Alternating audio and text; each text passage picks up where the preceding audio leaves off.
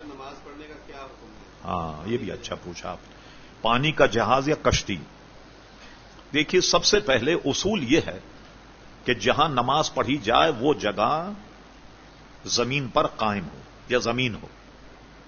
اسی لیے ہمارے علماء نے لکھا چلتی ریل گاڑی پر نماز نہ پڑھی جائے، خصوصاً فرائض یا فجر کی سنتیں، اس کو منع کیا. اس کا طریقہ یہ ہے کہ آپ باوضو رہیں.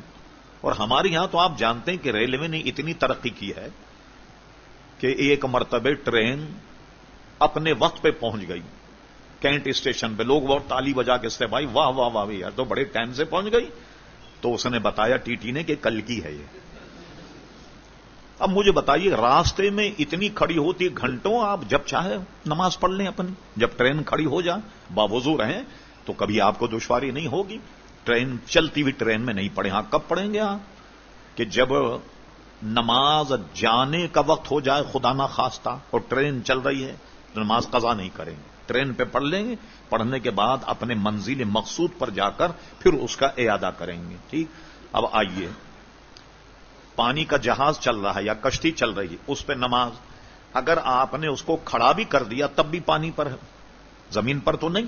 اس لیے جمہور علماء کے نزدیک چونکہ کشتی حضور علیہ السلام کے دور سے ہے، صحابہ کرام کے دور سے ہے، تو صحابہ کرام علیہم رضوان بھی جنگوں میں جاتے اور کشتی پر نماز پڑھتے. اور صرف اس میں مسئلہ یہ کہ کشتی اگر کنارے لگی ہو، جہاز اگر دھکے پر ہو اور یہ آپ کے پاس آپشن موجود ہے کہ نیچے اتر کر پڑھیں، لیکن کبھی کبھی اگر مسافر جہاز ہو، نیچے اترنے کی ممانعت ہے امیگریشن کے قانون کے مطابق، اب جہاز پر پڑھ لیں. لیکن اگر اترنے کا یعنی موقع ہو تو اب کشتی پر نہیں ہوگی، اتر کر پڑھنی ہوگی، اور مجبوری ہو تو اب ہو جائے گی. اب ہوائی جہاز ہے، اب ہوائی جہاز اتر کے نماز پڑھیں گے آپ کا کیا ہوگا؟ دروازہ کھولتے ہی آپ بھی نہیں رہیں گے، مسافر بھی نہیں رہیں گے. لہذا ہوائی جہاز میں رکنے کا کوئی آپشن نہیں، کھڑے ہونے کوئی آپشن نہیں. اگر ہے بھی تو ہوا میں، زمین پہ تو نہیں. لہذا اس میں جو نماز پڑھیں گے وہ واجب الاعادہ نہیں ہوگی، نماز ہو جائے گی.